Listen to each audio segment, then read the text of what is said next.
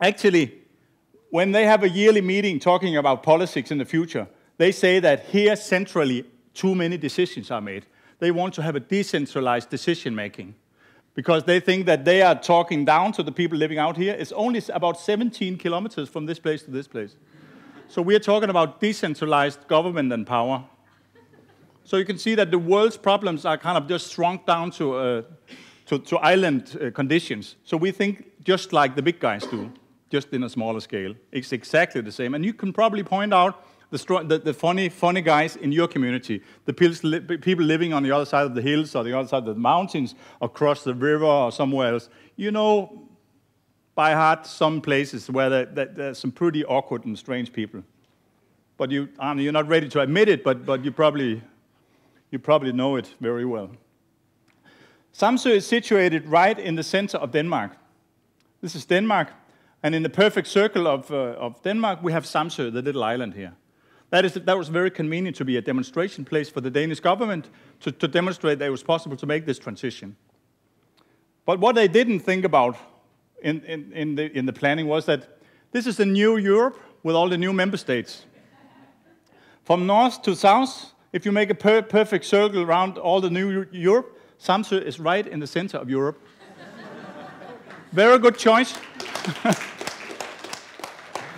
Very beautiful choice, because we have been elected as a best practice project of the European Commission. We have been prize winners and many different things. So we are a very nice project. Sorry.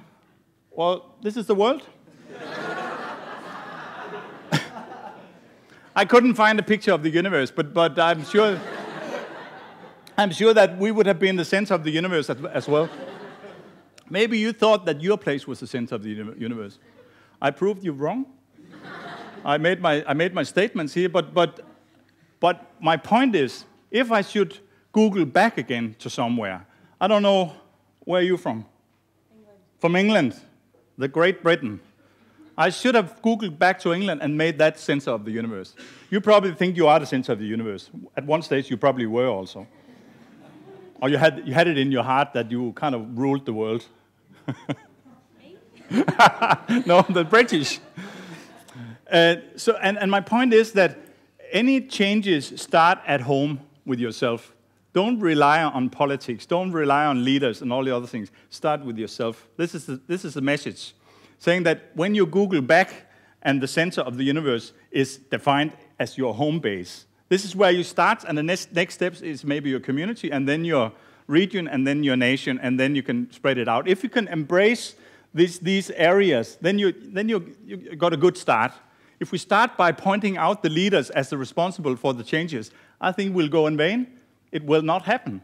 We've seen that since Rio in '92, that nothing is really happening.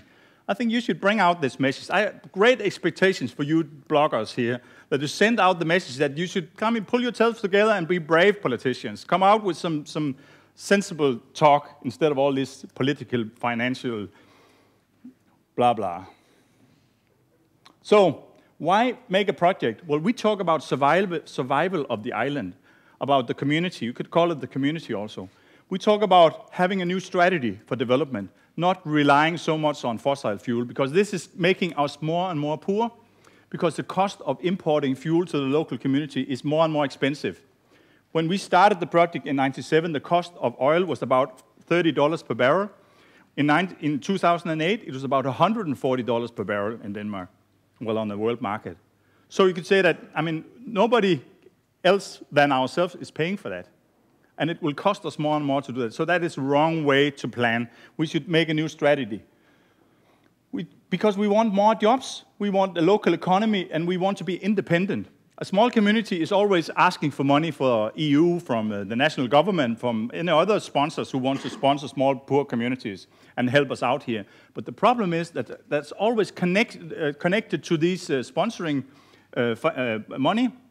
There's a connection of terms in a contract, saying that if you get this money, you have to supply, you have to deliver this and this and this and this, and it makes you makes you very much depending on somebody else to decide what to do and what not to do. That's not good for planning, because I think if we have more senses, we have more it's a household economy thinking in the local communities that they have on the national level. So let the small communities decide for themselves. Then they will eventually make CO2 neutral or CO2 balanced development. That is not part of the wish list for the small communities because we don't think CO2 is a problem. It might be eventually if we have a rise of the sea level or any other problems, but that is out in the future. We don't want to think about that every day. We want energy democracy. We want to be part of decision making. We want to own the facilities where we produce the energy. If you're end consumer, I know consumers. You probably also know about consumers' organizations, consumers' rights. If something is wrong with the product, you can protest. You can make a statement saying that I don't like this product, I want to have a refund. I sue you, I go to the law, and well, all sort of very unpleasant things. If you're part of the process of decision making, if you own the facilities, then you're on both sides of the table when you discuss the energy prices, the production. Where does the energy come from? Does it have to be green, all of it, or can it be semi-green or semi-black? Or how are we going to make the energy mix that will solve the problem for us? If we are part of that decision making, we feel more satisfied because we are also responsible for it. If we are customers in the shop, and I buy 20% green in electricity, can I trust my supplier that it is produced in a green way? No, because you cannot control it. It's out of your hands. You have to rely on somebody else to control it. That is not a good situation. Then local activity is good. If you are local owner of energy production units, then local contractors will get the jobs of producing it, setting it up, installing wind power, installing district heating schemes, changing oil furnaces in private houses, refurbishing houses, and all these jobs will then be provided locally. And a lot of people will be very happy. Because you could say a green tech development will provide more local jobs. That is proved many times, which is very good. If you have a black development, some big contractors from the outside will come in and do the job. So it's much easier to make a decentralized local development. I mean, these contractors, when we started the process on Samso, the contractors was very black, very conservative, and very kind of arrogant, saying that this green hippie movement, that's fine. You can make your wind turbines. Everybody knows that it's too expensive. Everybody knows it doesn't pay. So you can do that, but you just leave us, I mean, the big business guys alone.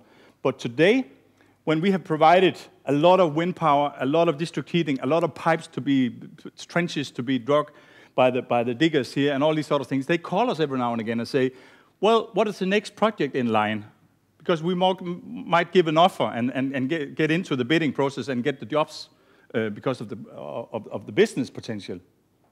So that is changing their minds. To make this happen, what we need is that we need national targets based on feed-in tariffs and legislation agreement. You know the feed-in tariff, which is it's a fixed price decided by the energy law in a nation. We say that in Denmark we have the energy audit, and then we make a law saying that for the next 10 years the price per kilowatt hour produced from a wind turbine will be so much. So if I'm a local investor, I know the price per kilowatt hour produced from my wind turbine for the next 10 years.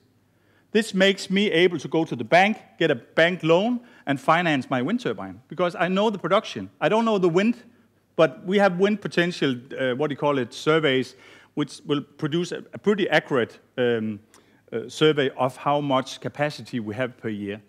So we know more or less how big the turnover per wind turbine is per year. And then we can sleep happily and safe because we know the income is ready. And it's agreed on by the national government. This is basically the reason for wind turbine success in Denmark. We need long-term agreements, not only 4-year election periods. There's a tendency every time we have a new government, they change everything because they need to. And everybody will kind of be pushed around by a new legislation, a new law, and they don't trust their own investments because this is too dangerous. This leaves only the big utility companies or electricity companies to be in the energy business, because I don't dare to do that. And my bank definitely doesn't want to give me the money to buy wind turbines. Because if this is all in hand, all agreed on, then local investment capital will be active. I will then invest my money if this is happening. And possibly, and maybe preferably, it will be co-funded by the EU frameworks. Because the EU has